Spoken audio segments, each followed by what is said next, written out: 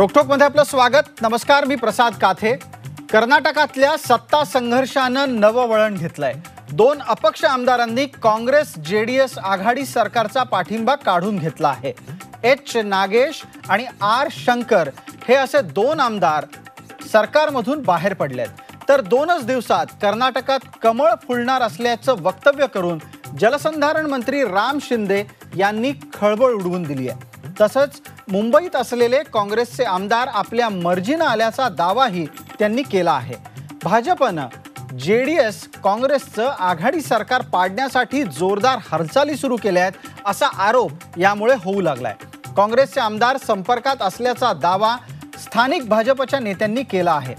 काँग्रेसचे 3 आमदार मुंबईतल्या पवई स्थित रेनेसाँ हॉटेलमध्ये असल्याचं उघड झालंय. तसंच भाजपच्या सर्व आमदारांना गुरुग्राममध्ये ठेवण्यात आलंय. अपक्ष आमदारांनी पाठिंबा काढला असला तरी सरकार स्थिर असल्याचा दावा उपमुख्यमंत्री जी परमेश्वर यांनी केलाय. पैशाच्या जोरावर भाजप आमदार फोडत असल्याचा प्रयत्न करत असल्याचा आरोपही परमेश्वर यांनी केलाय. दरम्यान काँग्रेस नेते आणि कर्नाटकातील मंत्री डी शिवकुमार मुंबईत येत आहेत. उद्या औरंगाबादला त्यांचा कार्यक्रम असल्यामुळे ते आज संध्याकाळी मुंबईत येणार आहेत. पाहूयात या 2 पक्षांचे नेते नक्की काय म्हणाले. लोकशाहीमध्ये जे मॅन्डेट मिळाला असतो त्याचा आदर करावा लागतो, आणि जर आदर नाही केला तर अशा प्रकारचा अभद्र आणि विक्षिप्त घडल्याशिवाय राहत नाही. मला असं वाटतं की सर्वाधिक प्रमुख पार्टी म्हणून कर्नाटकमध्ये आम्हाला मॅन्डेट मिळाला होता, आणि त्या दृष्टिकोनातून हालचाली सुरू आहे. निश्चित स्वरूपामध्ये येणाऱ्या काही कालखंडामध्ये, काही दिवसामध्ये तो निर्णय अपेक्षित आहे. सगळं मीडिया आणि परसेप्शन आणि तिथल्या खुद्द मुख्यमंत्र्यांनी त्यांना सांगावं लागतं की माझ्याकडे बहुमत आहे. याच्यावरूनच आपल्याला आता निश्चितपणे कळतंय की बहुमत आहे की नाही, आणि झटका तो बसणार आहे. देणार आहे म्हणण्यापेक्षा तो त्यांना बसणार आहे. बीजेपी अपनी कोशिश हमेशा जारी रखी है कि क्योंकि उनको आदत है. इससे पहले जब उनको 2008 में भी मेजॉरिटी नहीं थी तो इसी ढंग से वो कोचिंग करके रिजाइन करके उसको ये अपना लोटस क्या बोलते कमला ऑपरेशन कमला बोल के उन्होंने करके लोगों को रिजाइन करके उस वक्त भी यही कोशिश की. लेकिन इस बार कोशिश वो चलने वाली नहीं है.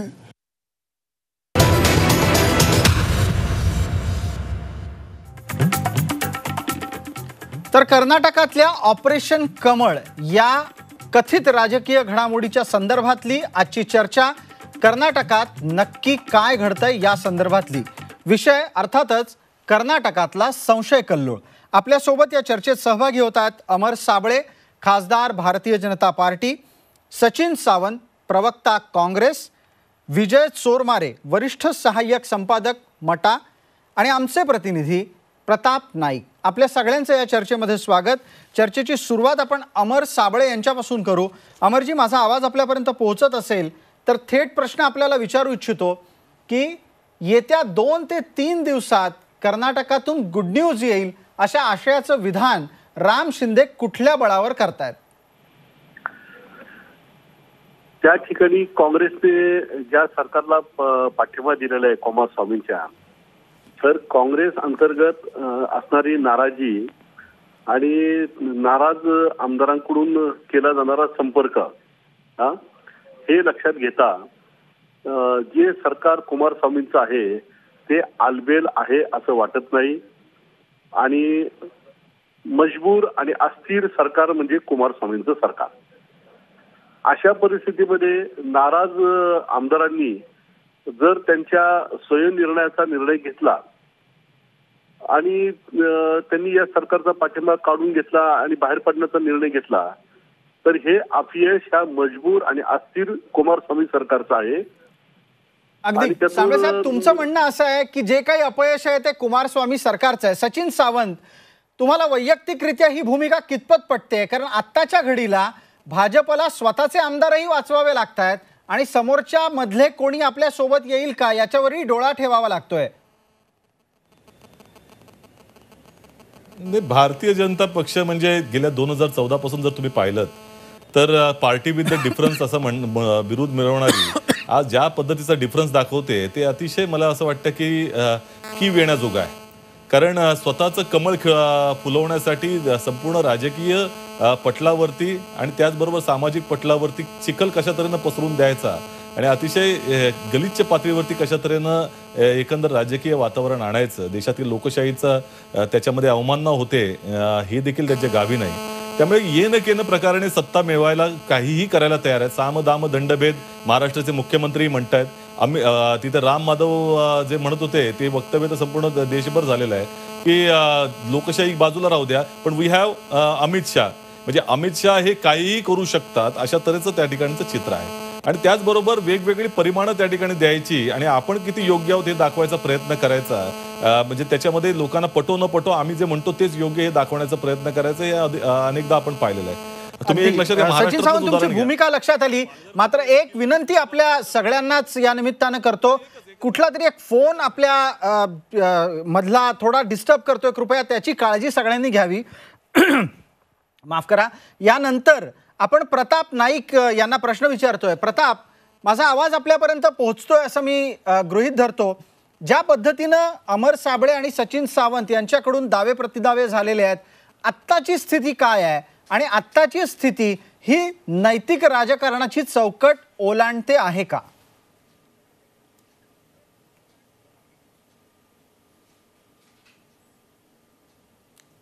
2008 मध्ये जे मिशन कमळ झालं होतं ते मिशन कमळ जोरात काम करते अशा प्रकारची स्थिती कर्नाटकमध्ये सध्या पाहायला मिळते.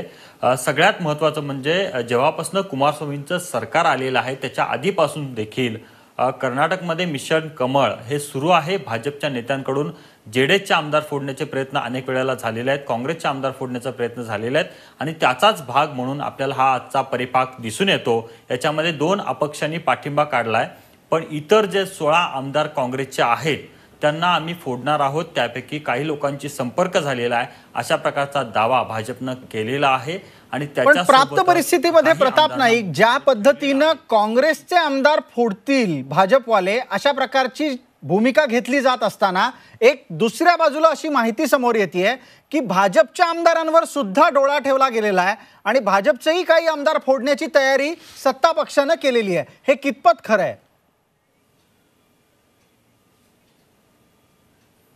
हे 100% खरं आहे. त्याचं कारण असं आहे की मधल्या काळात ज्या पद्धतीनं जेडीएस असेल किंवा काँग्रेसच्या आमदारांना फोडण्याचा प्रयत्न झाला त्याच्यानंतर मुख्यमंत्री कुमारस्वामी यांनी स्वतः सांगितलं की तुम्ही आमच्या कळपामध्ये हात घालाल तर आम्ही तुमच्या कळपामध्ये हात घालायला पाठीमागं पुढं पाहणार नाही अशा प्रकारचा इशारा दिला. आणि त्याच्यानंतर भाजपच्या जवळपास 5 ते 6 आमदारांना गळ आधीच टाकून ठेवलेला आहे आणि त्याच्यामुळेच भाजपच्या आमदारांना वाचवण्यासाठी त्यांना हरियाणामध्ये नेऊन ठेवावं लागलेलं आहे. एकूणच आपण बघतो की दोन्हीकडूनही इकडचे आमदार खेचण्याचा प्रयत्न तिकडचे आमदार खेचण्याचा प्रयत्न झालेला आहे आणि त्याच्यामुळेच भाजपनं व्यवस्थित प्लॅन करून हे सगळं नियोजनबद्धरित्या मिशन कमळ आखलेलं आहे. आणि त्याची सुरुवात प्रताप नाईक यांचं म्हणणं आहे. विजय चोरमारे, आता आपण तुम्हाला चर्चेत सहभागी करून घेतोय. प्रताप नाईक यांनी मांडलेली भूमिका तुमच्यापर्यंत पोहोचली. त्याच्या आधी सचिन सावंत बोलले, अमर साबळे बोलले. त्या दोघांच्या भूमिका राजकीय होत्या, त्या एका क्षणासाठी बाजूला ठेवू. पण आत्ताच्या घडीला प्रताप नाईक जे म्हणाले ते फार महत्त्वाचं आहे की दोन्ही पक्ष एकमेकांमध्ये फोडाफोडी करण्यासाठी बाह्या सरसावून उतरलेले आहेत मैदानात.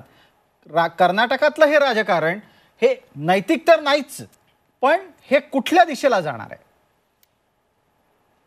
मगाशी मल्लिकार्जुन खरगेंनी ऑपरेशन कमलाचा उल्लेख केला. खरं तर हे ऑपरेशन जुमला असं म्हणायला पाहिजे याला, असं त्याचं कमलाचं. कारण हे सरळ इथं एक सरकार पाडण्यासाठी ज्या राजकारणातल्या सगळ्या हातखंडे वापरले जातात ते हातखंडे वापरले जात आहेत. फोडाफोडीचं राजकारण केले जाते. म्हणजे ज्यावेळी हे सरकार स्थापन होत होतं त्यावेळी फक्त भारतीय जनता पक्षाकडून काँग्रेसचे किंवा JDSचे आमदार फोडण्यासाठी प्रयत्न सुरू होत होते. पण आता एक गोष्ट लक्षात घ्यायला पाहिजे की कर्नाटकात सत्ता ही कुमारस्वामींच्याकडे आहे आणि सत्तेला जास्त प्रतिसाद मिळत असतो. मधल्या एका पोट निवडणुकीत कुमारस्वामींनी भारतीय जनता पक्षाच्या उमेदवाराला ऐन मतदानाच्या तोंडावर माघार घ्यायला लावली ती. यामुळं फक्त आता सगळं काय अमित शहाच करू शकतात असं नाही. आता त्याच पद्धतीने DK शिवकुमारही काही करू शकतात, त्याच पद्धतीने कुमारस्वामीही काही करू शकतात. त्यामुळे प्रताप म्हणला त्यामुळे पद्धतीनं बरोबर आहे की ते भारतीय जनता पक्षाच्या आमदारांना त्यांनाही आपल्या आमदारांना बाजूला ठेवावं लागलं आहे. अगदी सचिन सावंतांना या निमित्तानं आपण विचारू की सचिन सावंत, विजय चोरमार यांनी केलेला एक उल्लेख महत्त्वाचा आहे. त्याच्या आधी प्रताप नाईक यांनी पण त्या संदर्भातला एक संकेत दिला होता की काँग्रेस ही यावेळेला गप्प बसून ऐकण्याच्या स्थितीत दिसत नाहीये. भले तिथे प्रमुख पक्ष म्हणून सत्तेत काँग्रेस नसेल, म्हणजे मुख्यमंत्री काँग्रेसचा नसेल, मात्र तरीही गृहमंत्री हे मात्र काँग्रेसचेच आहेत आणि त्याचाच फायदा कुठे ना कुठेतरी घेण्याचा प्रयत्न दिसतोय. नाही, आता कसं आहे की ज्या वेळेला कृष्णाला देखील जेव्हा कौरवांशी लढायचं होतं त्यावेळेला सांगावं लागलं की बाबा या दृष्टिकोनातून आपल्याला जर स्वतःला वाचायचं असेल तर त्यांना त्या ठिकाणी तशाच तऱ्हेचं जशाच तसं उत्तर देण्याची देखील भूमिका असली पाहिजे. त्यामुळे आजच्या परिस्थितीमध्ये भारतीय जनता पक्षानं काय काय केलेलं आहे. तुम्ही मणिपूरची निवडणूक घ्या, त्या ठिकाणी काय झालं होतं. भारतीय जनता पक्षाकडे 21 जागा होत्या, काँग्रेसकडे 28 जागा होत्या, तरी देखील इतर पक्षांना फोडून त्या ठिकाणी सरकार स्थापन केली, राज्यपालांना वापरलं आणि कशा तऱ्हेनं राज्यपालांना भेट देखील देऊ दिली नाही.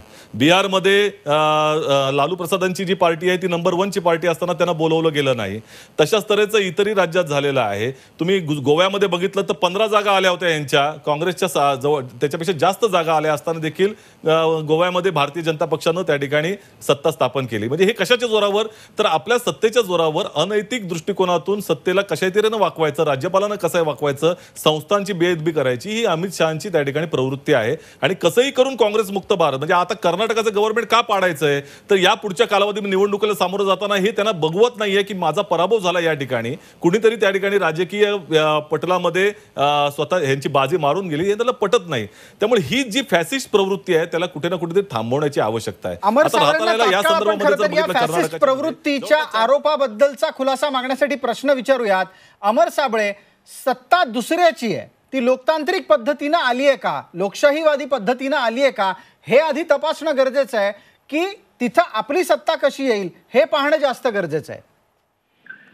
हे पहा की मध्य प्रदेशच्या जी निवडणूक झाली त्या मध्य प्रदेशच्या निवडणुकीनंतर जे अपक्ष आमदार होते ते भाजपाचे माजी प्रदेशाध्यक्ष यांच्या घरी राहिला होते आणि त्याच्यानंतर ते संबंधित पक्षाच्या नेत्यांना भेटले. तर मध्य प्रदेश मध्ये सुद्धा अशी संधी होती की जर मनात आणलं असतं तर मध्य प्रदेशमध्ये सुद्धा भाजपचं सरकार आलं असतं.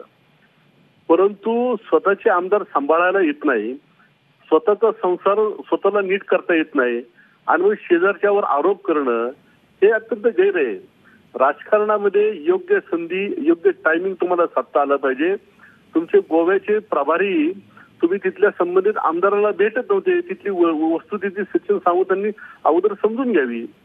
जर तुम्ही योग्य टायमिंग न साधता तुम्ही गोव्यामध्ये मान्य केलं, साबळे साहेब गोव्याच्या संदर्भामध्ये बिहारमध्ये काय झालं, बिहारमध्ये काय झालं, ते संपर्कातच होते काँग्रेसच्या आमदाराशी. बिहारमध्ये काय झालं, आता बिहारची परिस्थिती, बिहारचे ते तेजस्वी यादव रात्रभर तुमच्या त्या राज्यपालांच्या बाहेर बंगल्याच्या बाहेर ठाण मांडून होते, त्यांना भेट दिली गेली नाही. म्हणजे सरळ सरळ समोरासमोर लोकशाहीचं दमन केलं जातंय. तुम्ही लोकतांत्रिक व्यवस्थेचं, राज्यपालासारख्या संस्थेचं त्या ठिकाणी तुम्ही करताय आणि तुम्ही आम्हाला सांगताय.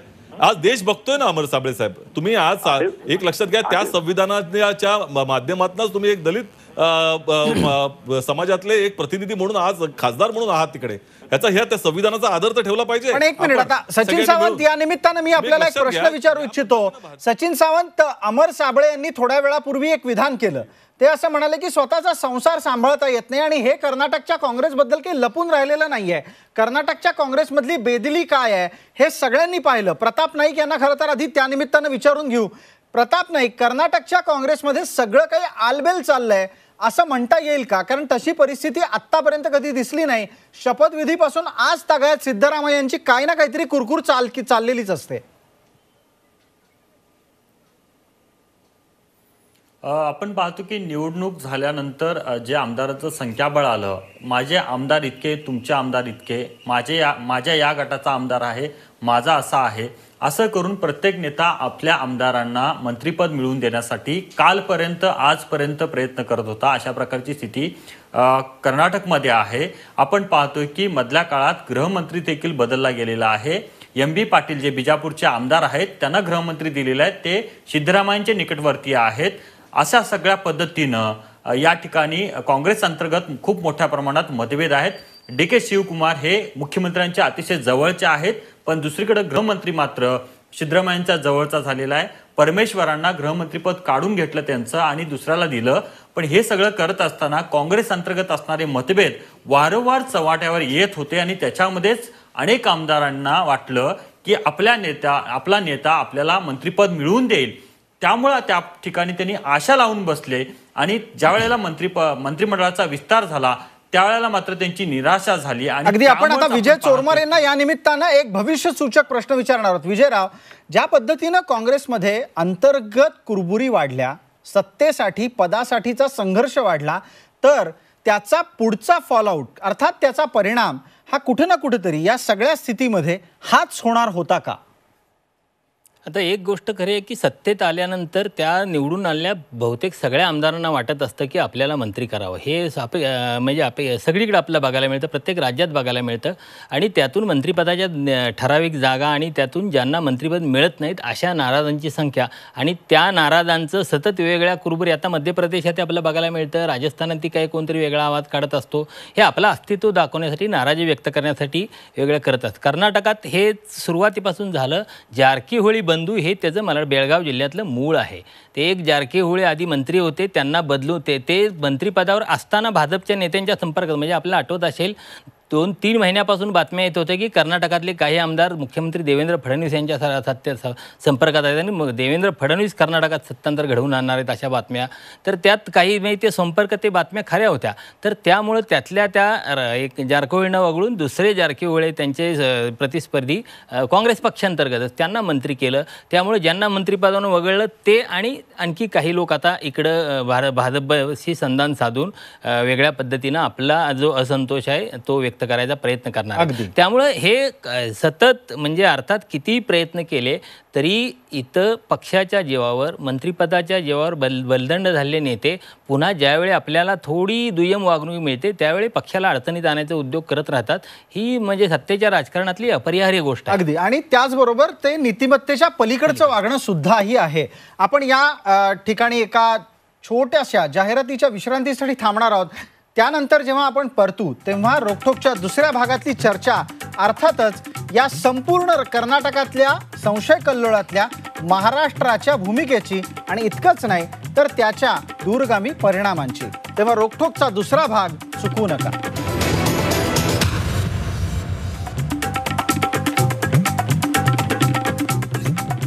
नमस्कार. रोखोकच्या दुसऱ्या भागात आपलं स्वागत. आपण चर्चा करतोय कर्नाटकातल्या संशय कल्लोळाबाबत.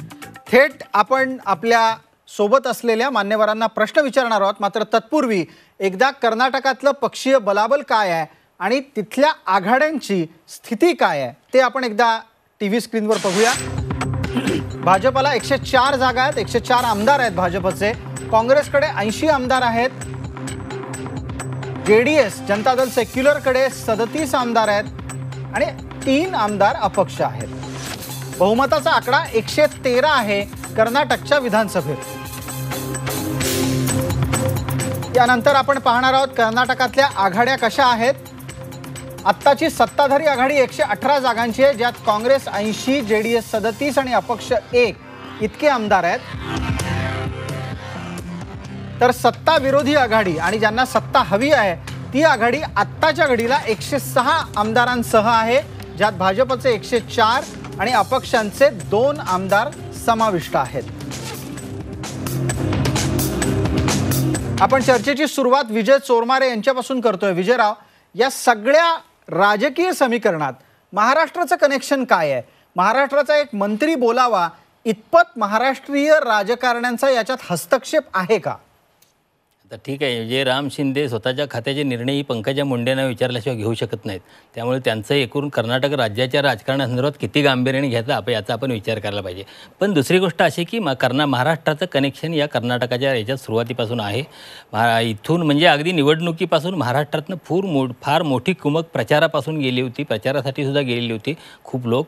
आणि हे सरकार काँग्रेस JDSचं सरकार सत्तेवर आल्यानंतर जे असंतोषाच्या जे हुंकार यायला लागले, असंतोषाचे ज्या काही बातम्या यायला लागल्या, त्यात सुरुवातीपासून महाराष्ट्राचा संपर्क होता.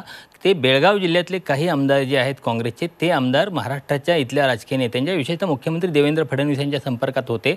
आणि तेव्हापासून हे सरकार पाडण्यासंदर्भात आणि तिथं पुन्हा भारतीय जनता पक्षाचं सरकार प्रस्थापित करण्यासंदर्भात महाराष्ट्रातून ताकद देण्यात येणार आहे, महाराष्ट्रातून मदत करण्यात येणार अशा पद्धतीच्या बातम्या येत होत्या. आणि आता सुद्धा पुन्हा ते म्हणजे ते खरं ठरलेलं आहे. म्हणजे त्या केवळ हवेतल्या बातम्या नव्हत्या. आत्ता ज्या पद्धतीनं 3 भाजपचे आमदार आत्ता आजघडला मुंबईत आहेत महाराष्ट्र सरकारच्या संरक्षणात, त्यावरून हे लक्षात येतं की या बातम्या खऱ्या होत्या. या बातम्या खऱ्या होत्या. आता सचिन सावंतांना या निमित्तानं प्रश्न आहे. सचिनजी, जर समजा काँग्रेस अंतर्गत कुरबुरीमुळे जर फुटण्याच्या पातळीपर्यंत जाऊन पोहोचत असेल कर्नाटकामध्ये, तर कर्नाटकात काँग्रेस आपला पक्ष वाचवण्यासाठी काय करेल? नाही, पहिली गोष्ट एक लक्षात घ्या, म्हणजे ज्या तऱ्हेनं मी मगाशी म्हणालो की मायावी युद्ध चालू केलेलं आहे मोदीजींनी आणि अमित शहा यांनी, त्यामुळे नैतिकतेचे परिमाण या पुढच्या 2014च्या जोपर्यंत मे महिन्यामध्ये उजाडत नाही तोपर्यंत संपूर्ण प्रकारे वेगवेगळ्या पद्धतीनं अनैतिकता आपल्याला दिसून येणार आहे. ती CBIच्या प्रमुखाला बदलण्यामध्ये देखील दिसते आणि वेगवेगळ्या पद्धतीनं आपल्याला आताच्या कालावधीमध्ये जे झालेल्या निर्णयामध्ये निश्चितपणे दिसून येते. सुप्रीम कोर्टाला देखील चुकीची माहिती देण्यापर्यंत यांची मजल गेलेली आहे. आपण कर्नाटकवर या, कर्नाटकवर बोला अधिकाधिक. कर्नाटकचा काँग्रेस पक्ष एकसंघ राहावा यासाठी काय करणार आहात? कसं आहे, नाही, पहिली गोष्ट भारतीय जनता पक्षातर्फे जे गुजरातमधनं जे सुरू झालं ते आस्थागायत चालू आहे. ईडीच्या भीती दाखवल्या जात आहेत, इन्कम टॅक्सच्या भीती दाखवल्या जात आहेत, तुमच्यावर कारवाई करू अशा तऱ्हेचं चित्र होतं. तुम्ही लक्षात घ्या, D. शिवकुमारांच्याकडे ज्या वेळेला कर्नाटकचे आमदार जाऊन ठेवले होते काँग्रेसचे, त्यावेळेला त्यांच्यावरती रेड टाकण्यात आली. म्हणजे साम दाम दंडभेद सगळ्या बाजूच्या यंत्रणांचा उपयोग करून आपल्याला हे सत्ता बळकवायची आहे, ही भारतीय जनता पक्षाची प्रवृत्ती आहे. आणि त्या दृष्टिकोनातून आम्हाला जो काही डिफेन्स मेकॅनिझम आहे तो आम्ही निश्चितपणे त्या ठिकाणी वापरणार आहोत, याच्यात काही शंका नाही. आता या अनुषंगाने एक आणखीन प्रश्न मग असा जन्माला येतो सचिनराव, की तुमच्या पक्षांतर्गत सिद्धरामय्यांची नाराजी हीच पक्षासमोरची सगळ्यात मोठी आव्हानात्मक स्थिती आहे, ती कशी काय मॅनेज करणार आहात? नाही, असं आहे की पक्षामध्ये मतभेद निश्चितपणे असतात, वेगवेगळ्या ठिकाणी असतात. असं काही नाही की एकसंधपणा असतो. आज भारतीय जनता पक्षामध्ये अमित शहा आणि मोदींच्या विरोधामध्ये किती मोठं वातावरण आहे हे आहे, पण कोणत्या ठिकाणी बोलत नसतं. विषय असा आहे की या संदर्भामध्ये तिथलं सरकार स्थिर आहे आणि ते स्थिर ठेवण्यासाठी आम्ही जे काही असेल ते करू. महाराष्ट्रामधनं देखील कुमक चाललेली आहे हेही लक्षात घेतलं पाहिजे. गेले 4 महिने आम्ही पाहतो आहोत की कशा तऱ्हेने काही आमदारांना बोलवून चंद्रकांत पाटलांच्या घरामध्ये त्या ठिकाणी बैठका झाल्या, हेही आम्हाला माहिती आहे. कशा तऱ्हेनं त्यांना आमदारांना कुठल्या हॉटेलमध्ये ठेवण्यात आलं होतं हेही आम्हाला माहिती आहे. आता पोर्ससारख्या 4-4, 5-5 कोटीच्या गाड्या ऑफर केल्या जात आहेत, 100-100 कोटी रुपये दिले जात आहेत. महाराष्ट्रामधला भ्रष्टाचाराचा जो काही पैसा आहे तो अशा तरेनं वापरण्याचा प्रयत्न चाललेला आहे. हे अत्यंत गंभीर आरोप आहे. आणि याच्यावर तात्काळ आपण अमर साबळे यांना खुलासा विचारू की अमर साबळे, सत्तेतल्या धनाचा गैरवापर दुसऱ्या राज्यात सत्ता मिळवण्यासाठी भारतीय जनता पक्ष करतोय, अशा स्वरूपाचा एक गंभीर आरोप सचिन सावंत यांनी या चर्चेत केलेला आहे. आता त्यांच्या आरोपाला जर नैतिक आणि कायदेशीर अधिष्ठान असतं तर ज्यांनी अनेक दशक या देशावर राज्य केलं अशा काँग्रेसने पोलीस स्टेशनला तक्रार दाखल केली असते, कोर्टामध्ये गेले असते. आतंकवादाची बाजू घेणारे सुद्धा वकील त्यांच्या पक्षामध्ये आहेत, तर हे कोर्टात काय जात नाही.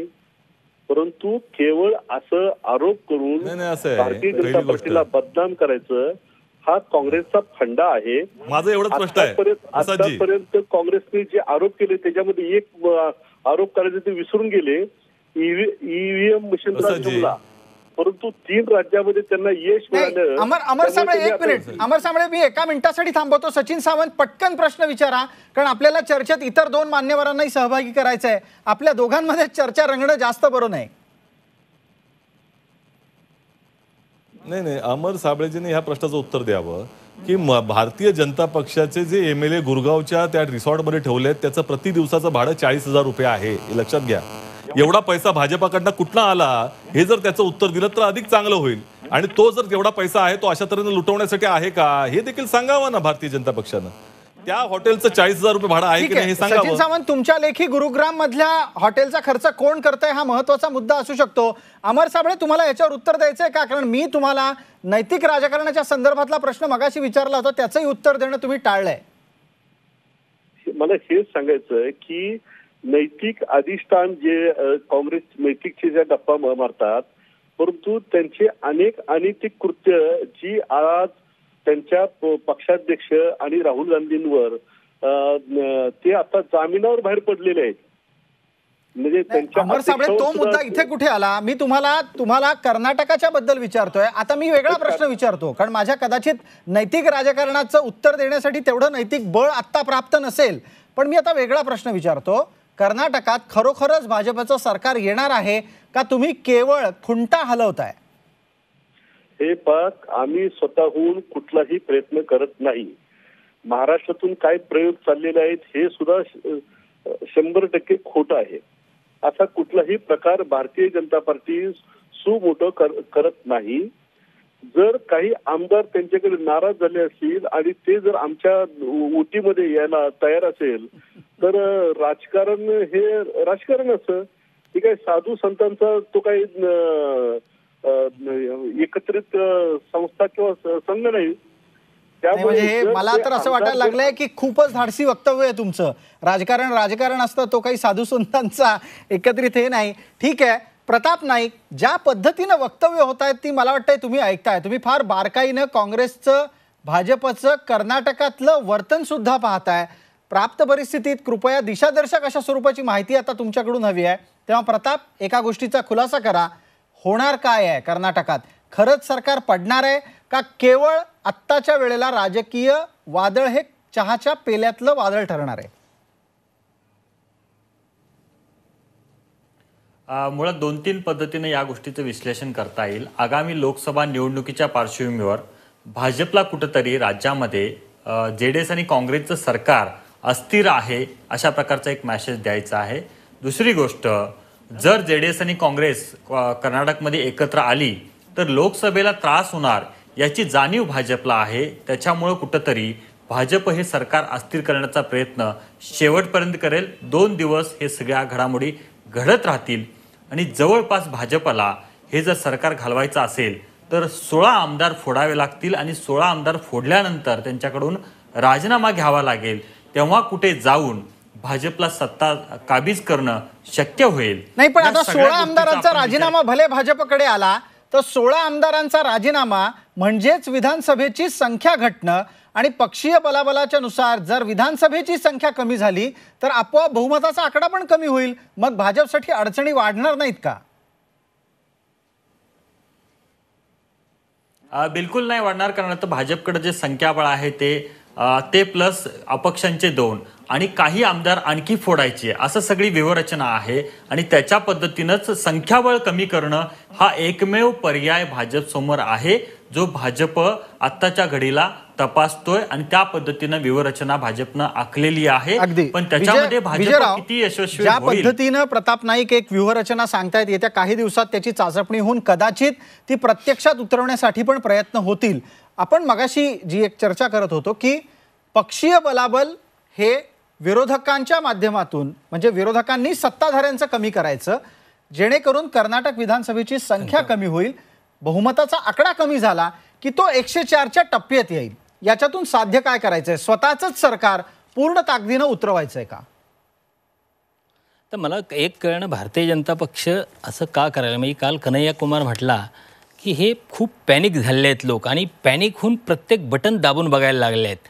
ते मग कुठलं बटन चालतंय, कुठलं फेल जातंय, पण ते खरं तर एखादं असं बटन, म्हणजे एका वेळी कर्नाटकात काही महिन्यापूर्वी सरकार स्थापन करताना यांचं तोंड फुटलेलं आहे.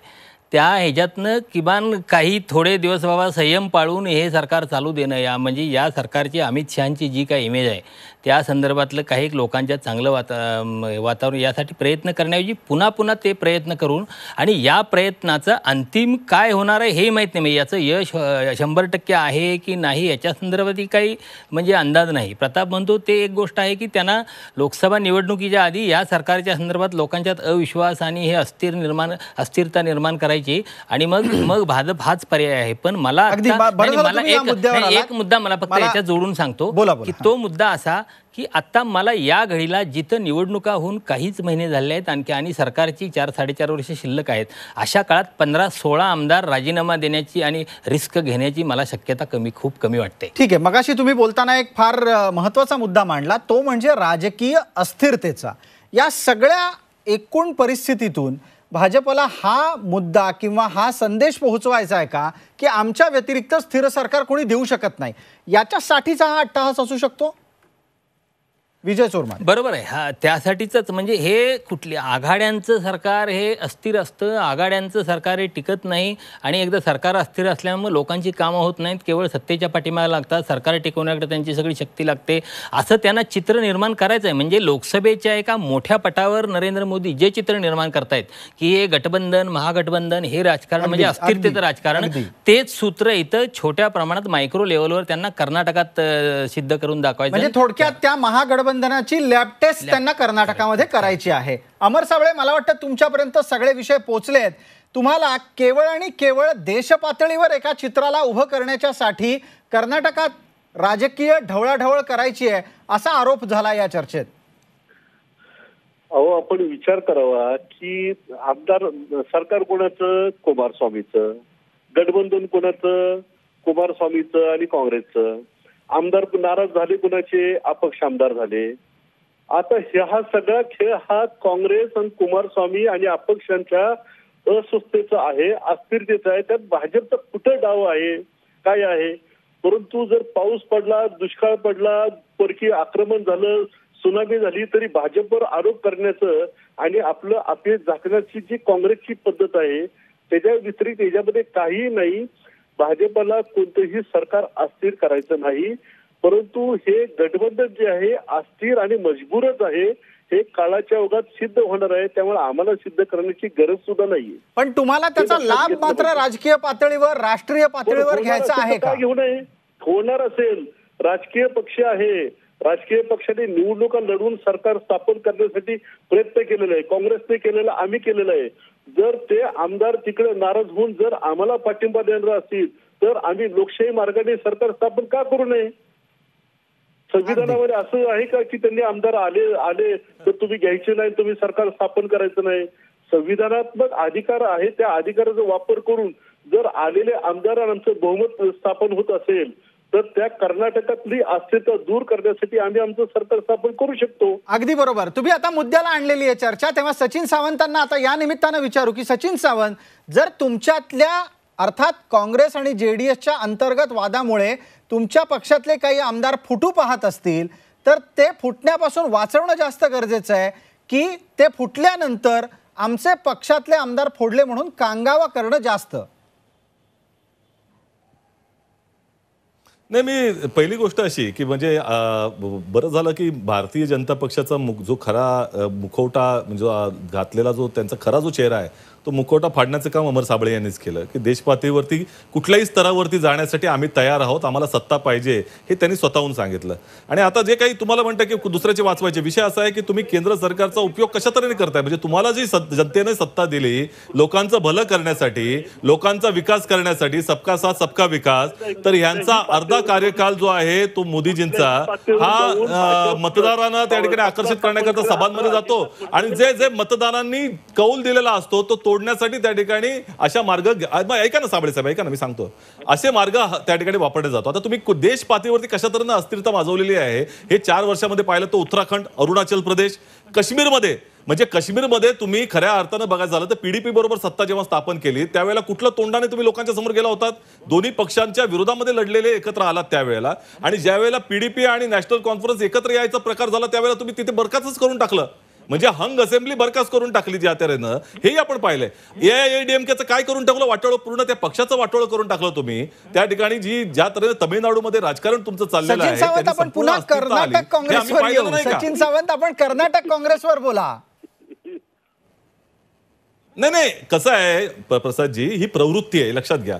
आणि म्हणूनच या देश पातळीवरती यांच्या विरोधामध्ये जो आवाज तयार झालेला आहे की हे लोकशाहीला न मानणारी लोक आहेत, यांना संविधान मान्य नाही, जो त्या ठिकाणी 1946 साली ऑर्गनायझर मध्ये लिहिलेला आहे की मधु सारखा जनता असताना संविधानाची आवश्यकता नाही. त्यामुळे जर समजा नाराज आमदार आमच्याकडे येत असतील आणि त्या योग्य राज्य स्थापन करण्याची जर मुभा संविधानात दिली असेल तर ती का स्वीकारू नये?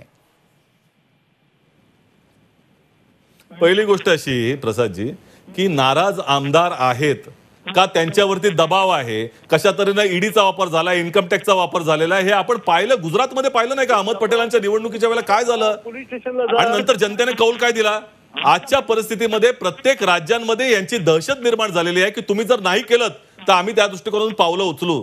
कशा तऱ्हेनं अघोषित आणीबाणी सारखी परिस्थिती निर्माण झालेली आहे हे लक्षात घ्या. आणि म्हणूनच या दृष्टिकोनातून याचा जनमानसाचा मध्ये विरोध होतोय आणि हे करू द्या ना, करू द्या म्हणतोय मी. कारण ह्यांचा खरा चेहरा जनतेसमोर बोललेला प्रश्न कदाचित तुमच्यापर्यंत पोहोचला नाही, तो पोहोचवू इच्छितो. अमर साबळे वारंवार एक प्रश्न उपस्थित करतायत. ते असं म्हणतात की जर समजा भाजप अनैतिक वागत असेल तर आपण संबंधित व्यवस्थांकडे त्याची तक्रार केली पाहिजे.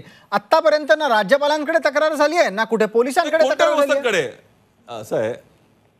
पहिली गोष्ट जर हे फोडाफोडीचं राजकारण करण्याची तक्रार होत असती तर मला असं वाटतं की भारतीय जनता पक्षाला त्या ठिकाणी आपण संविधानिक दृष्टिकोनातूनच हद्दपार केला असतं. त्यामुळे या जोपर्यंत हे पैशाची देवाणघेवाण जे चालू आहे, इन्फ्लुअन्स केला जातो, इन्कम टॅक्सचे ऑटोमॅटिक रेड होत आहेत आणि नंतर ऑटोमॅटिक साळसूतपणाचा आव घ्यायचा की आम्ही नाही त्यातले, हे जे काही चाललंय ना भारतीय जनता पक्षाचं, जनतेसमोर आहे, जनतेच्या न्यायालयासमोर आहे हे. आणि हे करावं त्यांनी. निवडणुका 1.5 महिन्यापर्यंत आहेत. सरकार आपण लोकसभेच्या निमित्तानं आता अमर साबळेंना प्रश्न विचारू. अमर साबळे, सचिन सावंत वारंवार सांगतात की भाजप जे अनैतिक पद्धतीनं राजकारण करतंय त्याचा त्यांना फटका बसेल लोकसभेमध्ये. हे पहा, जर भाजप अनैतिक करत असेल तर काँग्रेसला त्याचा फायदा होणार आहे. त्यामुळे त्यांनी भाजपच्या अशा चुकीच्या कृत्याचं त्यांनी स्वागत खरं केलं पाहिजे. म्हणजे एका बाजूला आरोप पण करायचे, टीका पण करायची आणि परत असं म्हणायचं की भाजप असं करत आहे आणि मग त्यांना फटका बसेल. भारतीय जनता पार्टीला कोणतंही सरकार, राज्य सरकार अस्थिर करायची गरज नाही. ईव्हीएमच्या मशीनचा जे आरोप करत होते ते आता ईव्हीएमच्या मशीनचा आवाज काढायला तयार नाही. म्हणजे ते यश मिळालं तर ते काँग्रेसला मिळालं आणि भाजपला यश मिळालं की मग ईव्हीएमचा जुमला, दबावाचं राजकारण, पैशाचं राजकारण झालं असेल तर ज्यांनी दबाव आणला तुम्ही पोलीस कंप्लेंट का करत नाही? आणि अण्णा हजारेंवर कधी दहशतवादी आणि ते का घाबरत नाही? तुमची भाषा होती साबळे साहेब, सामदाम दंडभेद. त्यांचे इन्कम टॅक्सचे व्यवहारच जर चुकीचे तुमची भाषा आहे की नाही? माननीय मुख्यमंत्री म्हणाले की नाही? राज्याच्या सन्माननीय मुख्यमंत्र्यांनी ही भाषा वापरली की नाही ते सांगा ना तुम्ही. सामदाम दंडभेद. तुमचे 1,500 रुपये वाटताना लोक सापडले ना पालघरच्या निवडणुकीमध्ये. सरकार वाल्याचं वाल्मिकी कोण म्हणत होतं? प्रत्येक गोष्टीला सुप्रीम वाल्याचं वाल्मिकी कोण म्हणालं? इन्कम टॅक्सची चुकीची रेट झाली. सगळ्या महानगरपालिका. आता मला या चर्चेत हस्तक्षेप यासाठी करावा लागतोय कारण मुद्दा निघत नाहीये चर्चेमध्ये आणि काही पुढच्या गोष्टी कळत नाहीत. तेव्हा मी आता विजय चोरमारेंकडे या निमित्तानं येतो. विजयराव, बघताय आपण काँग्रेस असेल भाजप असेल, दोघांना आपल्या भूमिका आहेत, आपले विचार आहेत आणि आपल्या भूमिका पटवून देण्यासाठी उच्चारावामध्ये दोघही जण जास्तीत जास्त बोलतील.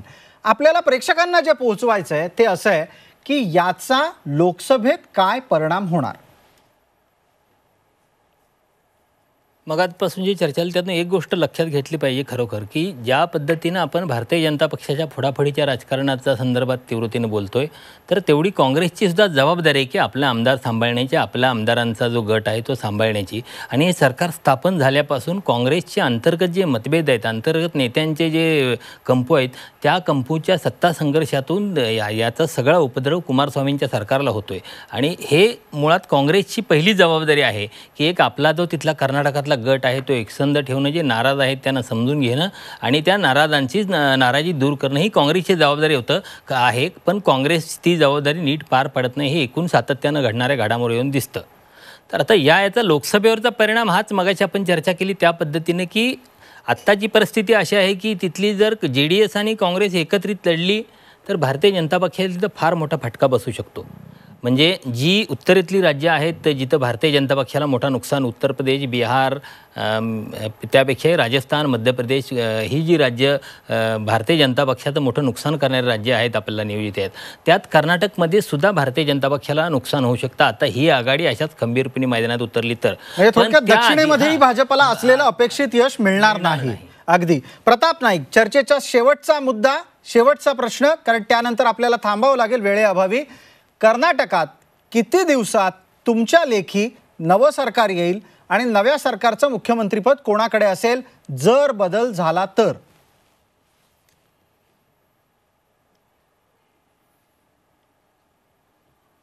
ह्या ज्या घडामोडी आहेत राजकीय ते 17 तारखेपर्यंत सुरू राहतील आणि त्याच्यानंतर खऱ्या अर्थानं चित्र स्पष्ट होईल की कर्नाटकमध्ये नवं सरकार येणार आहे की फक्त कर्नाटकमधलं सरकार कधीही पडू शकतं हा मेसेज भाजप पोहोचवणार आहे. आपण पाहतो की हे सगळं प्रॉपर नियोजनपूर्वक घडवून आणलेलं आहे. कारण कर्नाटकमध्ये बेळ्ळारीची जागा गेल्यानंतर भाजपच्या नेत्यांना खूप मोठा धक्का बसलेला आहे आणि त्यामुळेच भाजपचे नेते काही करून हे सरकार हलवायचं, हादरवायचं आणि पाडायचं इथपर्यंत नियोजन केलेलं आहे. पण त्याचा काही कशा प्रकारे इम्पॅक्ट होतो हे पाहण्यासाठी आपल्याला 2 दिवस थांबावे लागणार आहे, 2-3 दिवस. आणि दुसरी गोष्ट, जर भाजपचं सरकार आलं ते येडियुरप्पा हेच मुख्यमंत्री होतील, पण किती दिवसासाठी होतील हे मात्र सांगू शकत नाही. अगदी. धन्यवाद प्रताप. आणि त्याचबरोबर आपल्या इतर सर्व मान्यवरांचेही आभार. आपण या चर्चेत सहभागी झालात त्यासाठी. वेळेअभावी आपल्याला यानंतर पुढे चर्चा नेता येणार नाही, मात्र तरीही आपण सगळेजण आपापल्या भूमिकांसह या चर्चेत सहभागी झालात. मी आपल्या सगळ्यांना धन्यवाद देतो. जाता जाता कर्नाटकातला संशय कल्लोळ येते काही दिवस टिकण्याचीच शक्यता आहे. मात्र हा संशय कल्लोळ का निर्माण झाला आणि त्यातून राष्ट्रीय पातळीवर कोणाला काय साध्य करायचंय हेच आपण या चर्चेमध्ये दाखवून दिलं. केंद्रातल्या सत्तेला राज्यातली एक सत्ता इतकी का बोचते या प्रश्नाचं उत्तर शोधताना येत्या लोकसभेच्या निवडणुकीत आखलेले आडाखे अधिकाधिक स्पष्ट होत गेले. तेव्हा येत्या काही दिवसात कर्नाटकातलं नाटक आणि कर्नाटकातला संशय कल्लोळ काय सांगतोय ते पाहणं रंजक ठरणार आहे. आज रोखोकमध्ये इतकंच. ताज्या बातम्यांसाठी पहा झी 24 तास. रहा एक पाऊल पुढे.